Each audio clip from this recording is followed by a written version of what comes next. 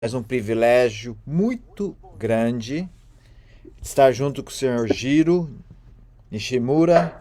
É um amigo meu, também é o parentesco de distância. E é uma honra aqui de estar aqui com o seu Jiro. Seu Jiro, como é que o senhor está? Muito bem. Apesar da Covid, a gente está bem aqui, separado, se cuidando, esperando a vacina chegar, que a minha idade já já vai permitir ser vacinado. Sim. Mas estamos muito bem, graças a Deus. Ah, tá. É, pouco a pouco, né? Aqui o pessoal está sendo bem vacinado já, né? Tá, tá. Bastante gente, né? Vocês foram vacinados? Eu já fui por causa que eu sou por causa da clínica, né? Ah, tá. Eu queria ter essa sorte, né? E aqui estamos junto com o Felipe também. Obrigado, Felipe, de Isso estar aí. aqui ajudando a gente. Isso mesmo. Estamos aqui na rádio. Se você está assistindo a gente pelo Facebook, se você está assistindo a gente por alguma outra transmissão, enfim, você quiser ouvir a parte do áudio, tá dirigindo ou fazendo alguma outra coisa, entra lá em msbnfm.com. msbnfm.com, que é o endereço da rádio, né? Aí você pode deixar ali o áudio tocando, você continua fazendo seus afazeres. Se não, acompanhe a gente aqui pelo Facebook também, mande suas dúvidas, suas perguntas aqui na caixinha de comentários no Facebook e também pelo WhatsApp da rádio, né? Caso você esteja nos ouvindo só por áudio, você pode mandar a sua pergunta para 404 454 5142. 404 454 5142. Então vamos lá. Primeiramente eu vou introduzir o senhor Giro. Ele era presidente da IPACO e também da Jato. E agora está aposentado, mas ainda continua trabalhando, né? Como sempre, dando na parte do conselho, várias coisas. E com isso, com a sabedoria que ele tem, gostaríamos de aproveitar muitos anos de experiências, né, de coisas boas que ele tem passado, coisas ruins, várias coisas, várias espinhas que passaram, depois floresceram flores e algumas outras flores já foram passando. E isso nós vamos bater um papo sobre isso, como ter propósito de negócios com Deus. E nós conversamos um mês e meio atrás e continuando um pouquinho essa conversa sobre a empresa. Então, seu Giro, uma das primeiras perguntas que eu gostaria de fazer, que é uma curiosidade até minha pessoal, é como o senhor conseguia balancear o seu trabalho na empresa, mesmo tempo ser marido e ser pai? Logo, logo não. Quando eu me casei Hum, e a empresa era pequena e a gente tinha que fazer tudo, não tinha uma estrutura organizacional, não tinha diretores, eu tinha só chefe de seção. Tinha uns 40 chefes de seção pendurados debaixo de mim. Eu trabalhava das 7 da manhã até meia-noite, porque nós trabalhávamos 3 turnos. Eu cansei muito nessa época. E, e depois que eu casei, a minha mulher ia junto para ver se eu voltava mais cedo, porque senão eu voltava meia-noite. Então ela ficava sentada lá comigo, olhando eu trabalhar, e eu ficava olhando a coitadinha com uma cara de cansada, esperando o marido ficar com vontade de ir embora. Bom, essa foi a minha época de muito trabalho, e o que era primeiro lugar para mim era trabalho, o segundo lugar era o trabalho, o terceiro lugar era trabalho. E depois lembrava que estava casado. Nessa época, nessa época eu me converti. Eu sou de família cristã, vou para a igreja desde quando eu nasci, passei toda a juventude frequentando a igreja, porque o ambiente de igreja para o jovem é muito gostoso. Então, era o lugar onde eu frequentava, mas eu não tinha nada de princípio bíblico na minha vida, e tocava o trabalho porque achava que era a coisa mais importante. Depois que me converti, começamos a promover os nossos acampamentos, aí eu aprendi, através de ministração muito boa, o pastor Ismael foi quem praticamente orientou todo esse período. O pastor Ismael Esperandil é da Igreja Batista Querigma, lá em Curitiba, e ele fez a diferença na minha vida. Como é que eu separava? Bom, separava é só separar. Só que tem que ter coragem para falar, agora em diante eu não faço mais. E a coisa que aprendi foi começar a reorganizar a empresa com estrutura, contratar diretores, cada um ficar na sua área, e aí sim começou a dar uma folga maior. Os meus colegas perguntam, como é que você tem tempo para fazer essas coisas, né? Realmente, se eu estava com 40 pessoas debaixo da minha estrutura e eu só que falava direto com eles, não tinha tempo nem para respirar.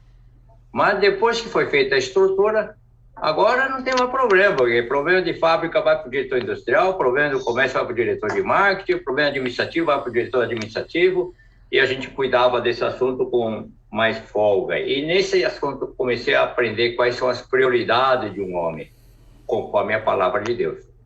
E aí que eu falo que a grande diferença na vida de qualquer pessoa é quando a gente leva Deus a sério e começa a respeitar os princípios bíblicos e depois você faz esse trabalho. Prioridade 1 é a minha vida com Deus.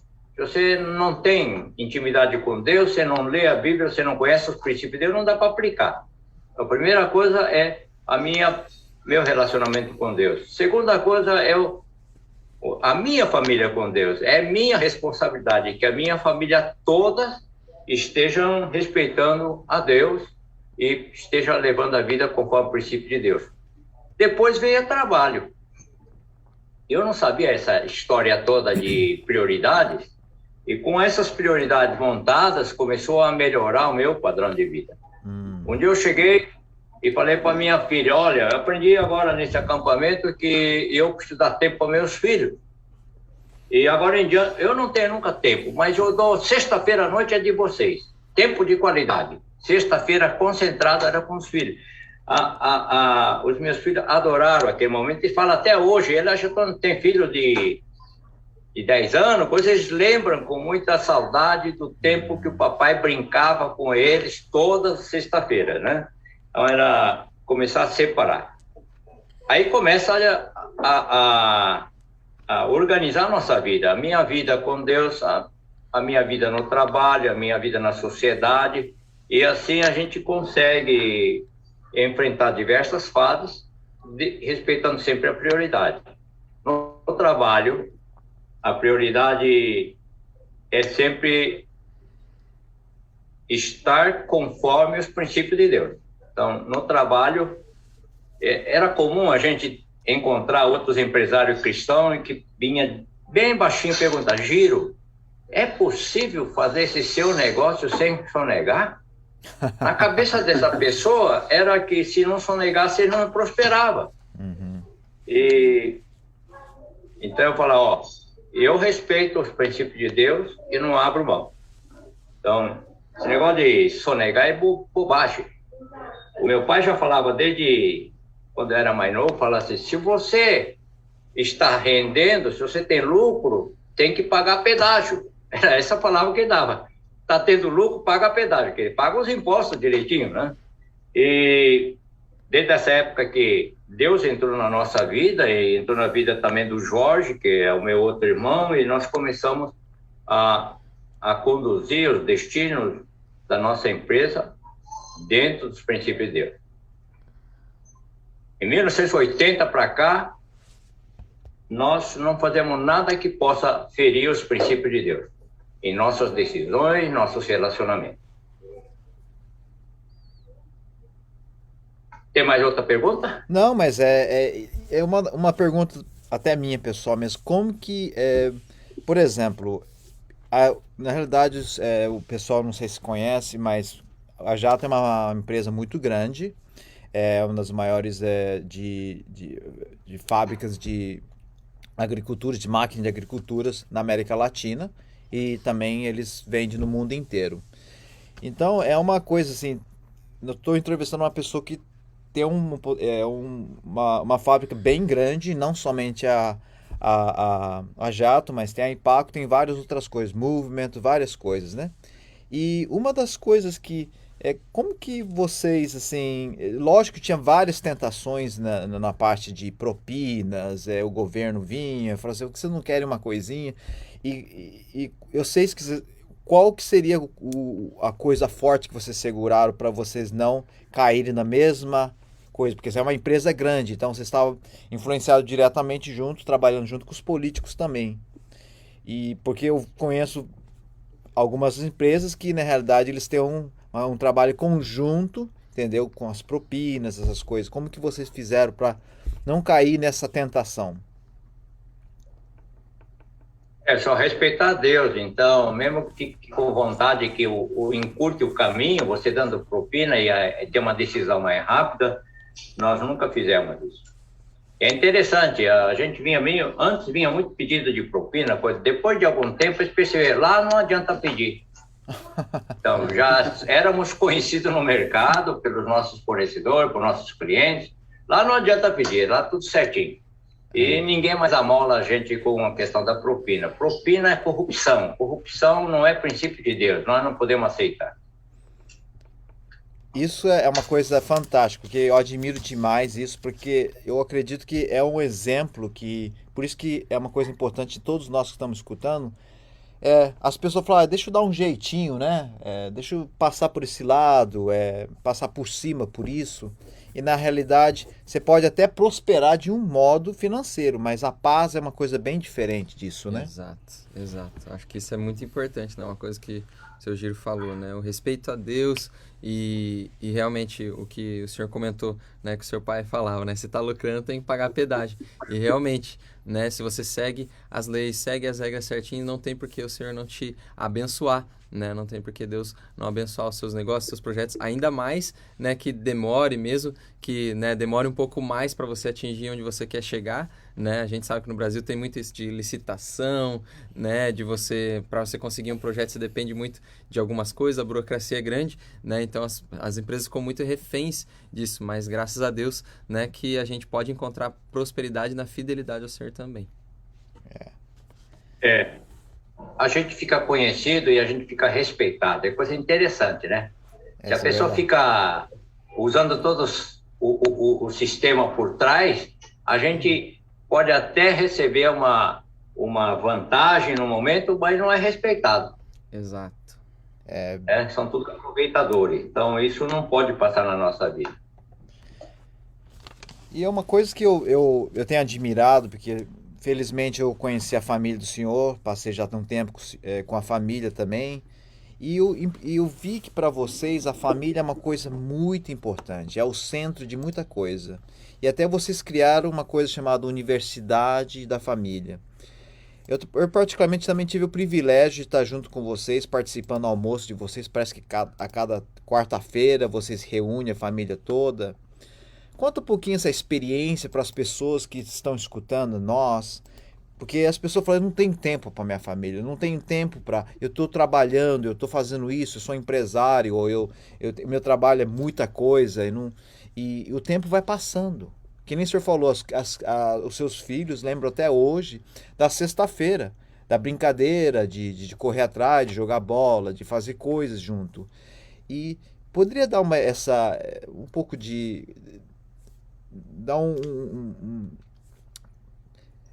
falar para o pessoal por quanto que isso é uma coisa essencial. A gente foi ministrado nos encontro de casais, com a educação de filhos, também o papel do marido, da esposa. Desculpe. Então, a família é o segundo item. Primeiro é você com Deus, o segundo é família com Deus. Depois é que vem o trabalho. Depois vem a igreja. Olha bem, o sustento é a igreja. Então, começa a respeitar as prioridades. E como você é o responsável pela sua família, se você não dedica tempo a elas, você não tem a família. Né? Então, você é o responsável por educar os seus filhos. Está lá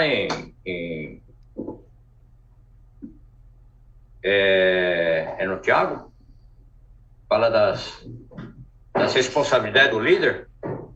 Ele fala, um dos responsáveis é ser marido de uma mulher só, mas que eduque bem a sua família. E quem não educa bem a sua família, não merece. Então, faz parte do papel educar bem a família. Mas é um conjunto de coisas. Minha mãe, que era bem, vou falar assim, a mama, todo domingo nós tínhamos que ir na casa dela, motiori, cada um levava comida, juntava para fazer a refeição junto. Mesmo quando nessas crises familiares nós estávamos brigados, domingo era obrigado fazer o almoço com a mamãe. E essa coisa, tirando a crise do contexto, é uma coisa maravilhosa reunir a família toda. Até hoje nós fazemos.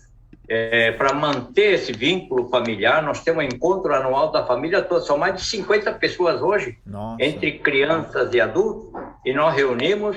E nessas reuniões, não é só para ir passear, nós ministramos cursos importantes para manter a unidade familiar. Nós pertencemos a uma associação chamada FBN, Family Business Network. Esse é mundial, tem em todo lugar, onde é uma associação de empresas familiares, onde cada um conta como é que você teve o sucesso em perenizar a vida da sua família.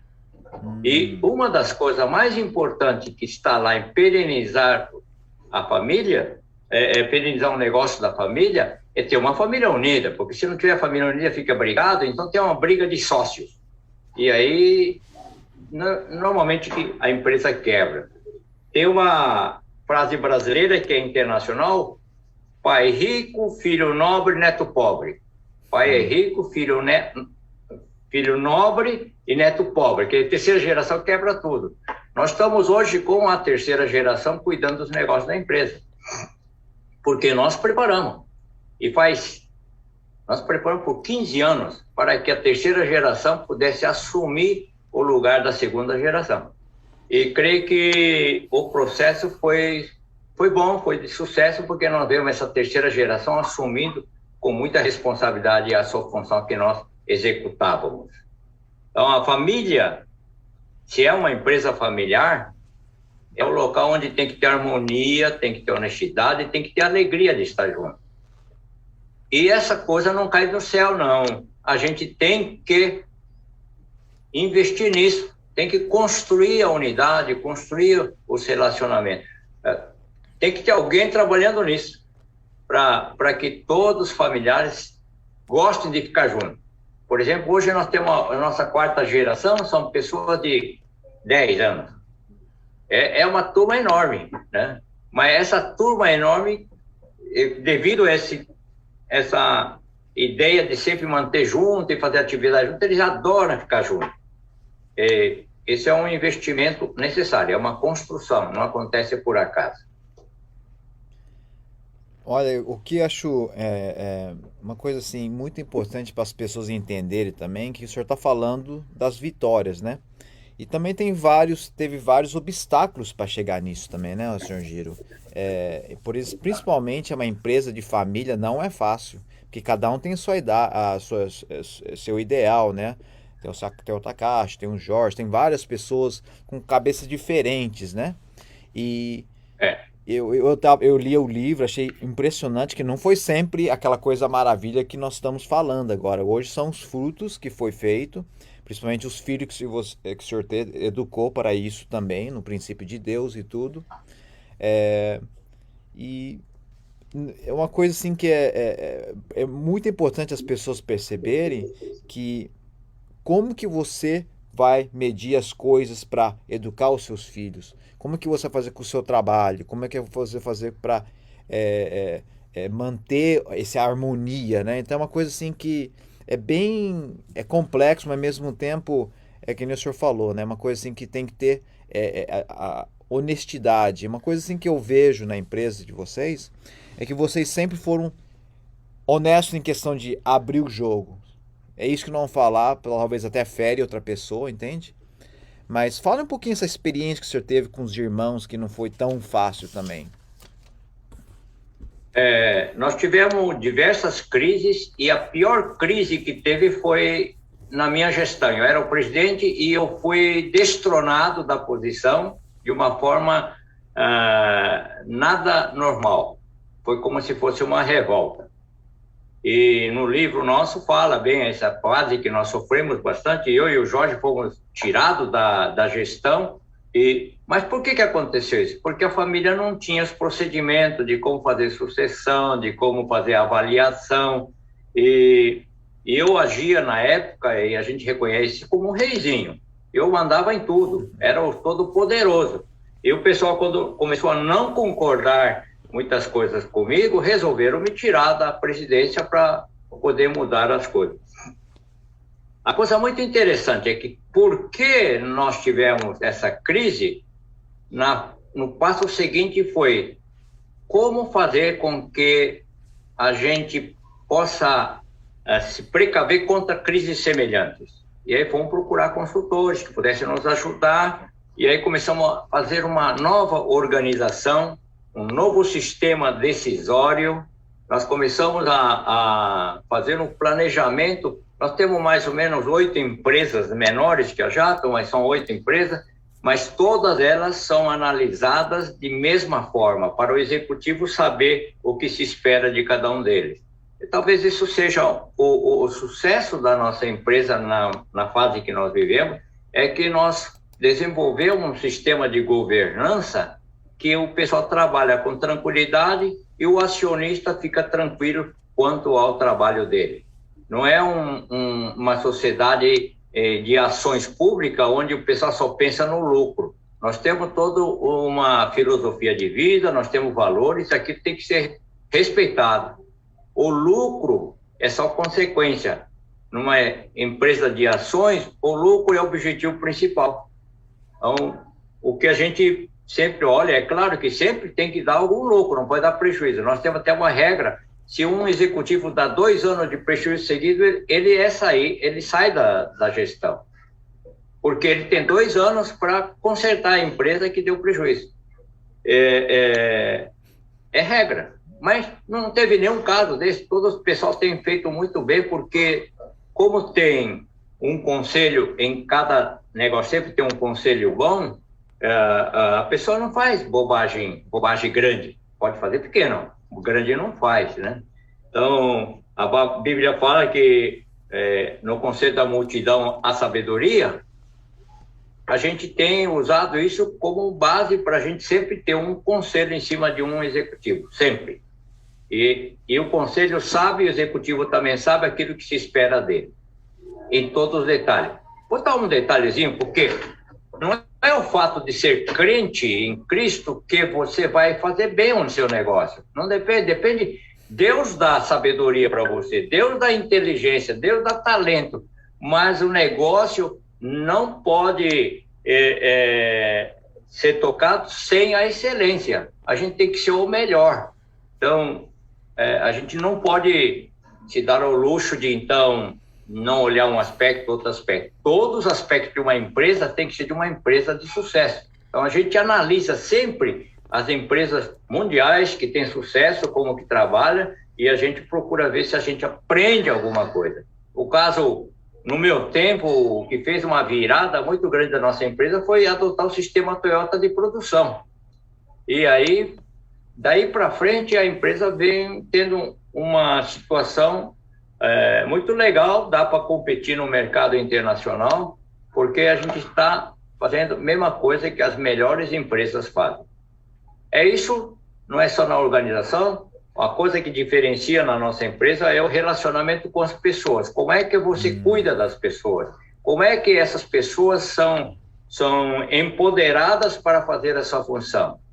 E aí tem muita base cristã nos princípios, nos valores, que a gente passa para eles, tem que passar para os seus funcionários. Nós não podemos aceitar que se faça coisas que venham a entristecer o coração de Deus. Então, estamos muito cuidado com esse aspecto. Tem na realidade no Provérbios 20:27 que diz: o Senhor Deus, nos seres humanos, inteligência e consciência, né? Ninguém pode se esconder de si mesmo. Então é bem isso mesmo, né? Deus dá inteligência, mas não significa que todos têm consciência disso, né? E ninguém pode... Muita gente tenta passar por outras coisas e não é ser transparente de si mesmo. Uma coisa que eu vejo que vocês são bem transparentes. Então, muitas pessoas falam assim: eu quero sucesso, eu vou orar, mas você mesmo não está sendo honesto com Deus, nem com você e nem com os outros, né? Então isso que é o princípio, como o senhor tem falado, é o princípio de Deus que é muito importante, né? Certo. Ah, e outra coisa, acho impressionante que eu já tive o privilégio de visitar a fábrica. Na realidade, você tem que ir de carrinho lá, porque é muito vasto, é né? grande, muito grande. Você passa horas lá e ainda você não conhece tudo, né? O que eu fiquei mais impressionado também é que o seu pai, não somente ele pensava, falava, eu quero. Acho que ele nem imaginava que ia ser tão grande isso, né? Mas conjuntamente com participação de todos vocês, como filhos, depois os netos, acabou sendo uma empresa multi-internacional. E o que ele mais quis foi o legado que ele quis deixar como educação para as pessoas. Porque ele falou assim, o Brasil, ele é imigrante do Japão, ele falou assim, Brasil para mim foi uma coisa muito importante que eu quero retornar para eles, para agradecer. E foi uma das coisas disso que ele construiu uma escola, desde primário e até uma faculdade. Fala um pouquinho desse legado para nós, Sr. Giro. Quando ele chegou aos 70 anos, reuniu os filhos e falou, olha, vocês agora tocam, eu daqui para frente eu não toco mais, não sou responsável por nada. Essa foi a sucessão para mim. Giro fica presidente e agora começou a nova fase da nova geração. O legado que ele deixou sempre eu recebi do Brasil muito mais do que merece o meu trabalho. Nós precisamos devolver ao país tudo isso que nós recebemos. E aí ele, saindo da empresa, ele foi fazer a fundação, cujo objetivo era dar alguma contribuição para o país. Ele achou que, fazendo um curso de escola técnica agrícola, ia formar administrador de fazenda, que geralmente eles encontravam muito baixo nível. Então, ele formou cerca de 800 técnicos antes de morrer. Ele queria formar 500 técnicos. Bom, essa é a semente, né? Agradecer ao país, ser grato ao país. Não é ter lucro, lucro é necessário, mas não precisa ganhar muito, mas não pode ter prejuízo, porque você quebra a empresa, é evidente, tem um equilíbrio aí, né? Mas a parte de trabalho social ele fazia desde quando era pobre, quando aqui a oficina dele ainda era pequena, mas no Natal ele pegava e levava presentes para as crianças do orfanato, crianças das escolas, levava comida para as caixas escolares que faziam comida para os pessoal mais necessitado, né? Então, o seu exemplo de vida, seu relacionamento com as pessoas, relacionamento com a autoridade, era muito respeitoso sempre. Eu acho que isso foi a coisa que ficou em nós desde pequeno. Quando nós assumimos, nós fizemos exatamente a mesma coisa. Então, eu acho que isso está indo na direção que interessa. Agora estamos na terceira geração, a geração está fazendo todo o seu planejamento, sempre levando em conta Deus e seus valores. Então, nossos valores são baseados na palavra e esses valores têm que estar mostrados nas atitudes das pessoas que trabalham na empresa. Seu Giro, fala um pouquinho sobre a sua escola, porque as pessoas não conhecem, né? Porque eu na realidade, eu tive também, eu pude ver lá, nossa, é muito bonito, como que vocês foram construídos. Eu sei que vocês, às vezes, até perdem, coloca dinheiro para a educação. Mas conta um pouquinho sobre essa escola, como vocês estão ensinando, até como que foi, eu sei que foi desenvolvendo, depois foi criada a escola técnica, depois mudou para a FATEC. Conta um pouquinho só essa história para nós. O meu pai fez o curso técnico agrícola. Ele queria agradecer ao país, oferecendo administradores que tenham caráter, que sejam honestos, sejam trabalhadores, sejam responsáveis, e ele trabalhou nisso, e tanto que os formandos da fundação, formandos de escola técnica, eles geralmente demonstram essas características. Então, foi aí que começou. Quando ele faleceu, nós falamos, o que nós vamos fazer dessa fundação? Aí começamos a pensar, falamos, bom, uma coisa que nós sabemos que o Brasil precisa é de educação. vamos trabalhar na educação. Meu pai sempre sonhou em ter um curso superior na fundação, e ele nunca conseguiu. Bom, do tempo dele, quando ele era pequeno, para o nosso tempo, tem uma diferença grande aí de uns 10 anos. Aí nós estávamos em condição melhor, tinha um melhor relacionamento político com o governador, com o secretário da Educação. No fim, nós conseguimos montar um curso inédito no Brasil, chamando o curso Mecanização e Agricultura de Precisão. E era um curso da FATEC, portanto, todo o curso é pago, a escola toda é feita pelo Estado. Nossa. Todo o apoio, todos os prédios é a fundação que dá. Seja segurança, seja iluminação, hidráulica, manutenção, precisa de equipamento, tudo isso é fornecido pela fundação. Uau, e até hoje é assim, desde a fundação é assim, até hoje. Aí, o governador gostou tanto, e nós apresentamos um segundo curso, que chama Big Data no Agronegócio. Todas as máquinas agrícolas modernas hoje são todas informatizadas. Qual a fazendeira que consegue botar um dedo lá nos computadores para saber o que vai fazer? Então estava muito difícil. Resolvemos com mecanização e agronegócio, agricultura e precisão, esse pessoal que hoje está aí todo no mercado, ajudando diversas empresas com a modernidade. Agora, todo equipamento produz uma quantidade enorme de informação. Isso não era aproveitado, porque não tinha quem pudesse usar toda essa informação. Big Data no agronegócio, solução. Já estamos no 3º ano de funcionamento. Esse pessoal pega todas as informações, transforma em uma série de instruções práticas para a pessoa poder usar todas aquelas informações que são colocadas. É muito interessante.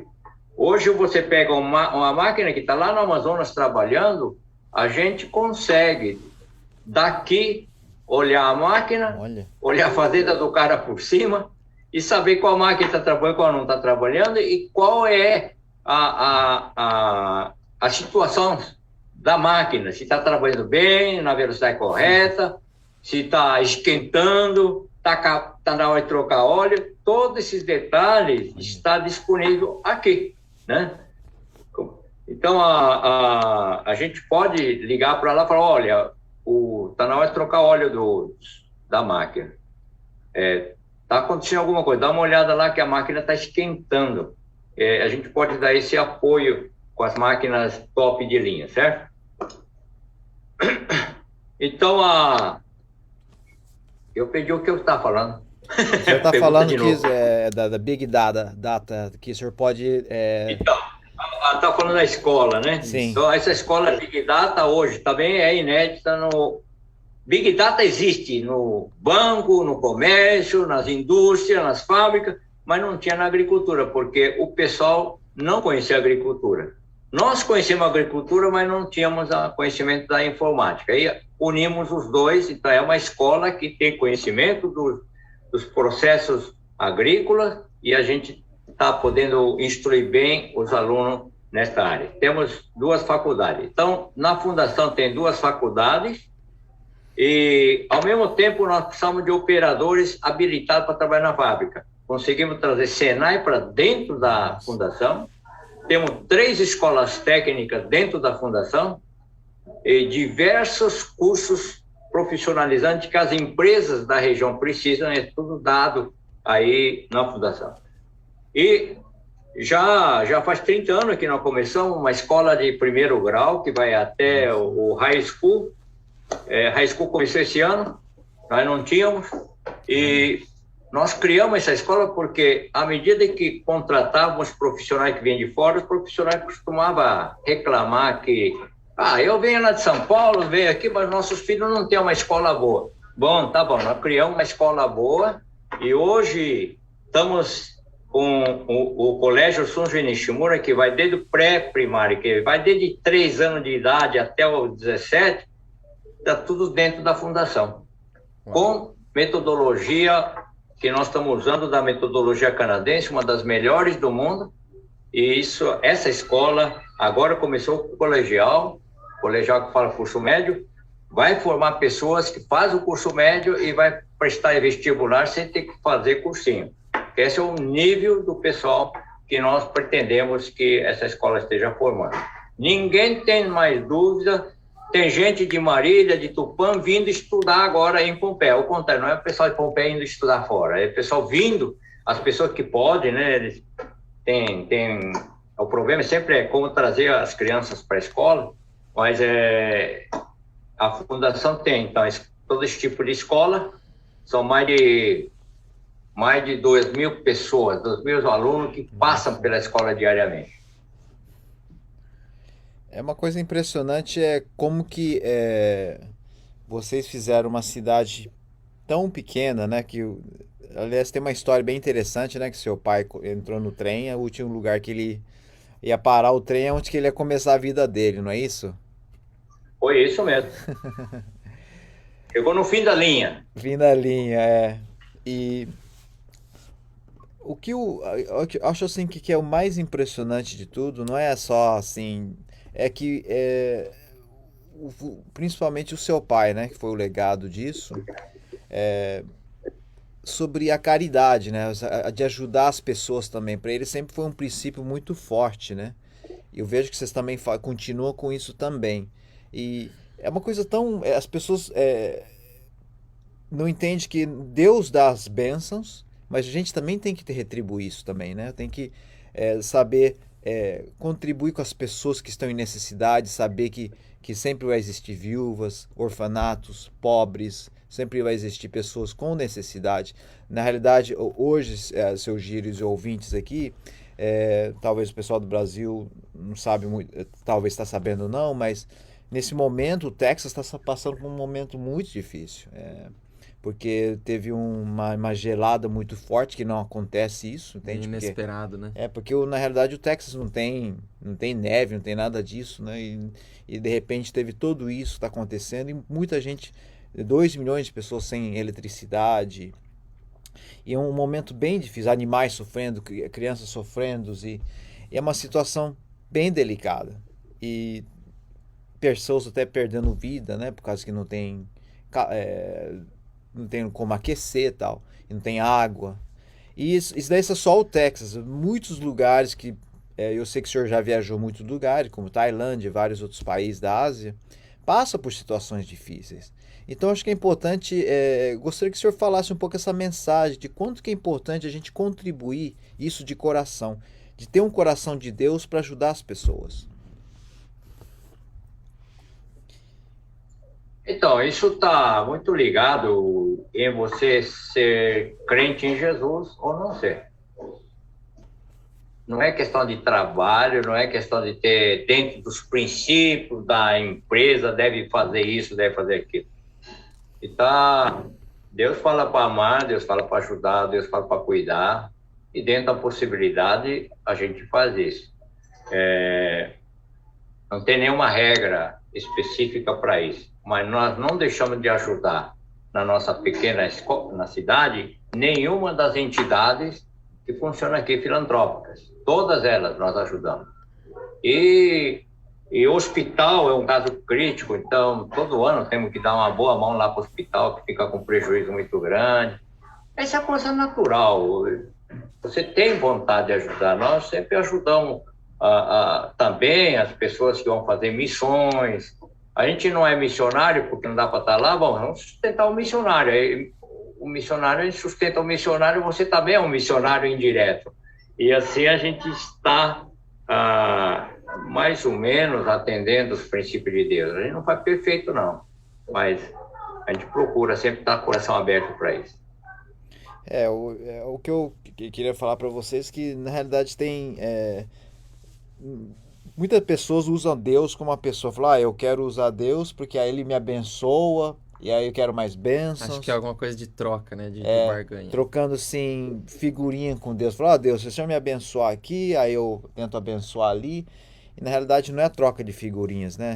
Na realidade é que nem o senhor tem falado, a gente tem que ter o fundamento dele, ter o conhecimento, né, Felipe? Exato, se o fundamento é bem passado, né? Igual o senhor falou, né? O pai de vocês começou uma escola técnica e vocês, por conta de ter isso já intrínseco em vocês, né? Bem fundamentado em vocês, falaram, não, o que que nós vamos fazer com isso agora, né? Agora que está na nossa mão, vamos crescer, vamos prosperar. É essa a ideia também, né? Não só da empresa, mas vamos fazer uma faculdade, vamos fazer um curso, vamos abençoar a nossa cidade, né? E é muito interessante isso, né? Porque aí você vê a diferença de alguém que faz algo por interesse e alguém que faz algo porque tem algo construído em si, né? E talvez a gente pode entrar no assunto do legado, né? Do sucesso, né? De você ter sucessores, né? Desse ponto. Todas essas coisas, eu falar, se puder, se tem condições. A verdade é que Deus vai dando condições, a gente vai dando. Tudo é questão de proporcionalidade, quantos por cento você investe nisso? E a gente investe, né? Não pode ficar assim, que pode doar sem limite. Se você dá doar sem limites, como a gente diz assim, você acaba matando a vaca que dá leite, né? Então, precisa tomar cuidado com isso. Mas a gente é bem cuidadoso com isso, a gente participa também em investir em atividade filantrópica, mas a gente analisa cada um deles. Analisa aquelas que são mais importantes, aquelas que vão ajudar mais pessoas, e isso é nosso papel aí como empresário que analisa com critério cada uma das suas decisões. Vamos falar, por exemplo, nós tínhamos na igreja uma entidade chamada Esquadrão da Vida, que era para ajudar a recuperar os drogados. E a gente percebeu, depois de muitos anos de trabalho, que isso aí não prosperava não, porque a quantidade de pessoas que se recuperaram é tão pouco e o investimento era muito alto. Como a gente é empresário, sempre fica vendo o custo-benefício, né? Ele era muito custo e pouco benefício. Fala, vamos fazer o seguinte, vamos trabalhar com a prevenção. Vamos pegar com que as crianças, os jovens não caiam na mão dos traficantes. Então, montamos uma associação chamada Oasis, né? E hoje é uma associação que tem mais ou menos 1.500 pessoas de 7 a 17 anos, que são cuidados por essa associação através de esporte, através de arte, né? Música, né? Bastante tipo de música, ensina-se, mas esse é um pretexto para que eles venham e recebam a palavra. Então, sempre é orientado. Esse ano, dentro do projeto, está também chegar aos pais. Em geral não tem pai, não é? Em geral chega na mãe, né? Desses meninos. Todo o pessoal mais carente, a gente vai olhar a estrutura familiar toda arrebentada, né? E aí nós percebemos que tem um benefício do investimento muito alto. Então, nós estamos muito felizes. E todo ano eles apresentam. Lá na Fundação eles fazem uma apresentação de tudo aquilo que eles aprenderam, eles colecionam e fazem um verdadeiro show de arte, de música, dança, criancinha pequena fazendo o balé, até as pessoas que fazem banda, e no fim tem a apresentação dos professores apresentando uma música tocada pelos professores.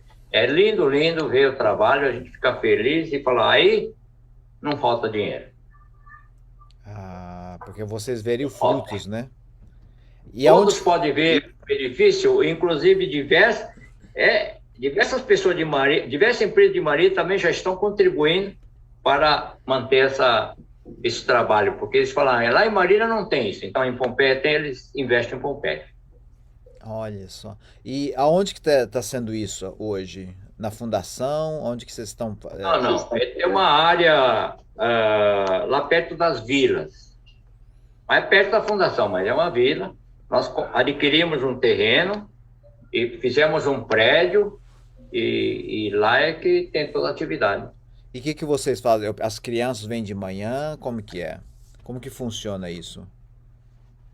Tem diversas modalidades, né? Sempre precisa ver a disponibilidade das pessoas e eles se inscrevem para fazer o curso de música, curso de esporte, e tem isso distribuído na cidade toda, não é concentrado nesse lugar. Nós temos diversas quadras, diversos lugares onde pratica esporte, os professores vão nesse local, inscreve as pessoas e passa a ser programa da Oasis. Olha que bacana, viu? Nossa, é uma coisa assim tão não importante, né? É importante, muito interessante. É bem o que a gente falou, né? A pessoa tá bem fundamentada, né? Exato.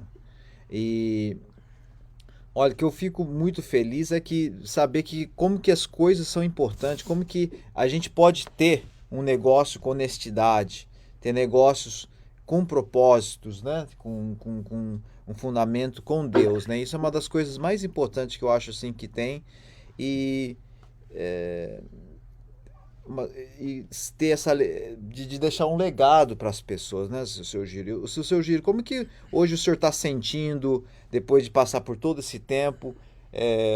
Hoje já está aposentado, tal, mas o que o senhor tem ainda mais? O senhor tem algum mais um projeto? O que o senhor tem passado aí na sua mente? Logo que me aposentei, 2014, Uhum. e fiquei aí alguns dias meio perdido, porque você está acostumado, acorda cedo, arruma a roupa, vai para o escritório, né? Uhum. E eu estava indo para o escritório ainda, e a minha mulher perguntou: ô Giro, onde você vai? Ah, vou para o escritório. Você não aposentou?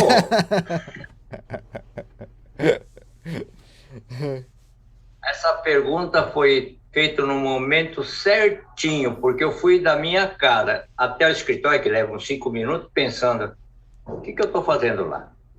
Eu cheguei com tanta raiva lá na empresa, chamei o meu ajudante, falei: traz umas 5 caixas aqui, limpei o escritório, tirei tudo que tinha lá, botei dentro da caixa, peguei o cofre, abri o cofre, tirei todas as coisas, peguei o computador, limpei todo o computador, falei: pode levar o computador, não vou usar mais.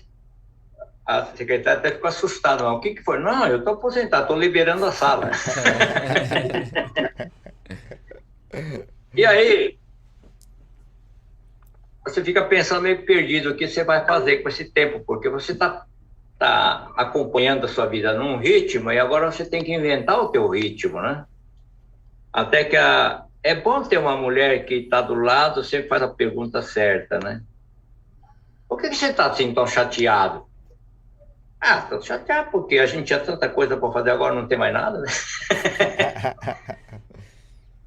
Aí ela falou assim: ô Giro, não está certo que você tinha que ser aposentado, já não deu tempo?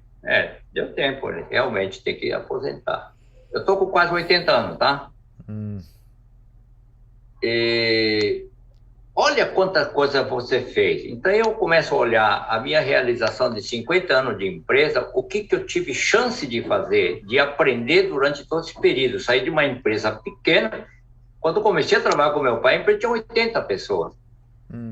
E para chegar a essa organização, tivemos que montar diversas vezes, um sistema de organização, um processo novo. Tivemos que atualizar à medida que vai crescendo. Você não pode ficar com a mesma organização, né?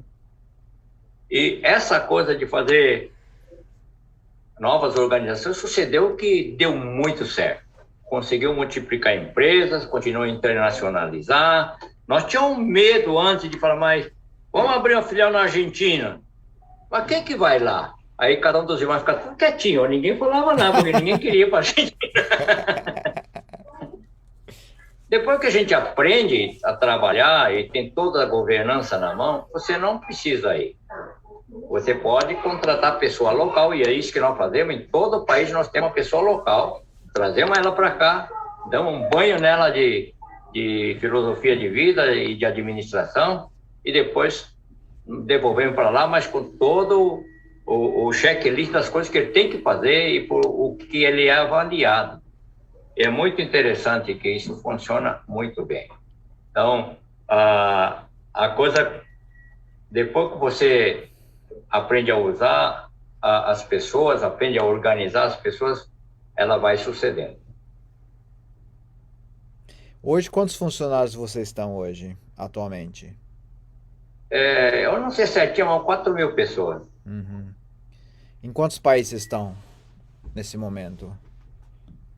Bom, como empresa, Sim. como empresa instalada, nós temos Tailândia, Argentina, México, Estados Unidos. Acho que como instalação nossa própria nesses países. Nós temos distribuição, venda de produto em mais de 100 países. Mas aí nós não temos instalação nada, né? Aham. Sim. Instalação onde a gente tem os nossos funcionários trabalhando.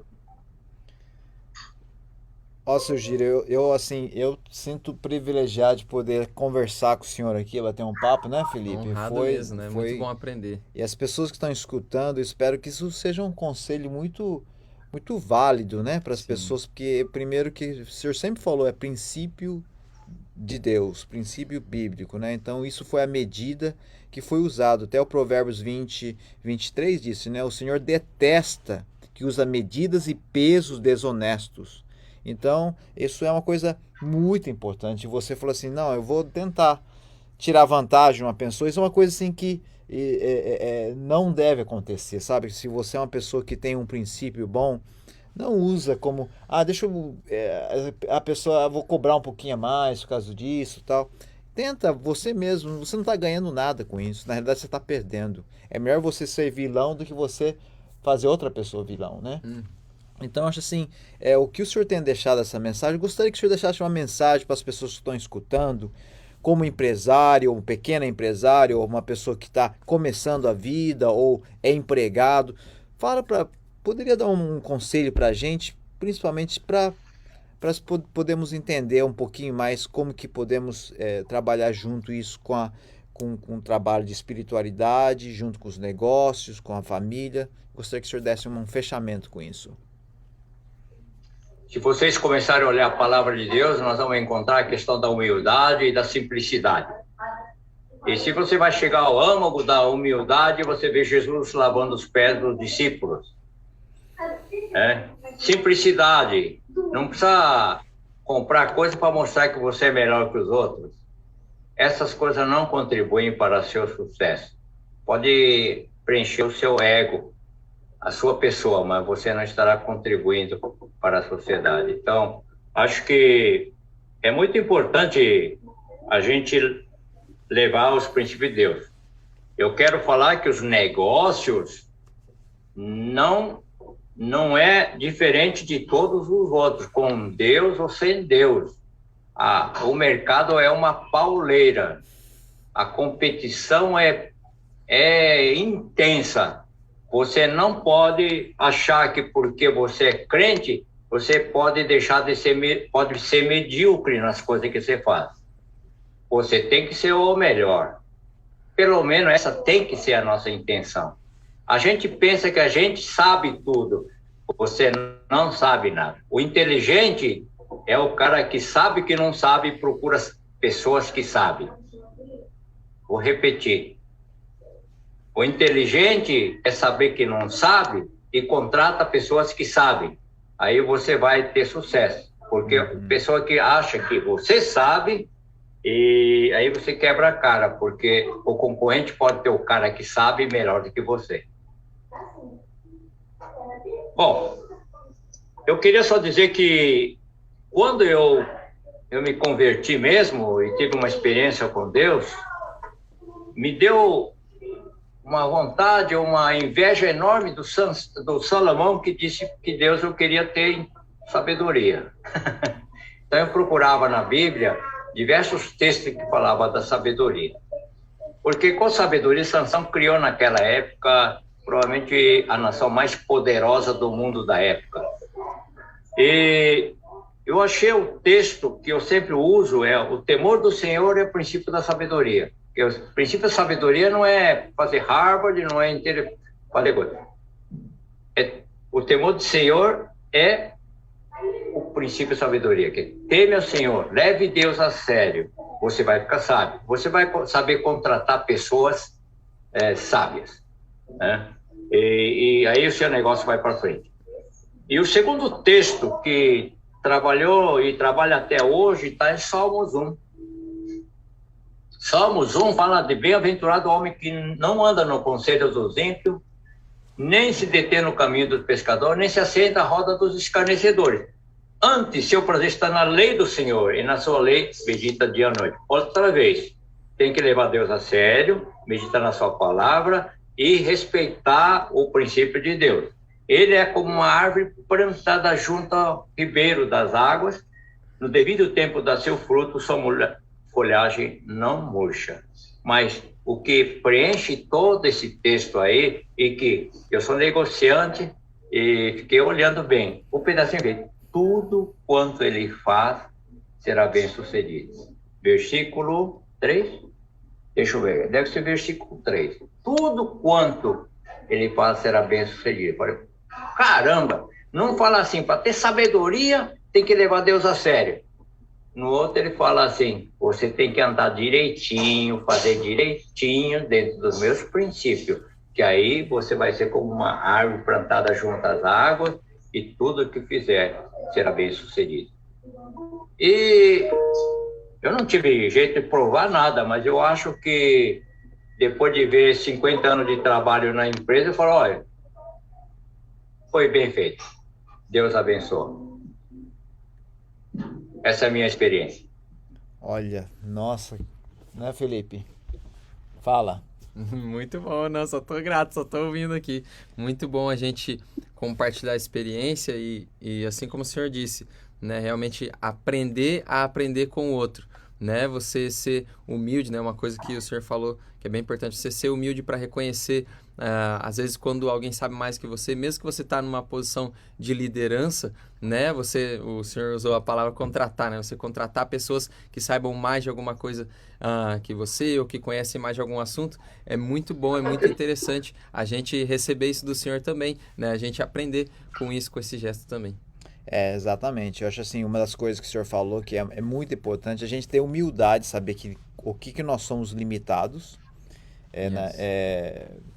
Eu não quero ficar falando muito das empresas pequenininha minha, mas quando eu descobri que eu tinha umas coisas que eram umas coisas falhas, que eu não conseguiria, que era parte de finanças e correr o negócio, eu contratei uma pessoa que tem muito mais conhecimento que eu, e a empresa, bum, cresceu. Uhum. Por quê? Porque a gente pensa que a gente pode fazer tudo, né, seu Giro?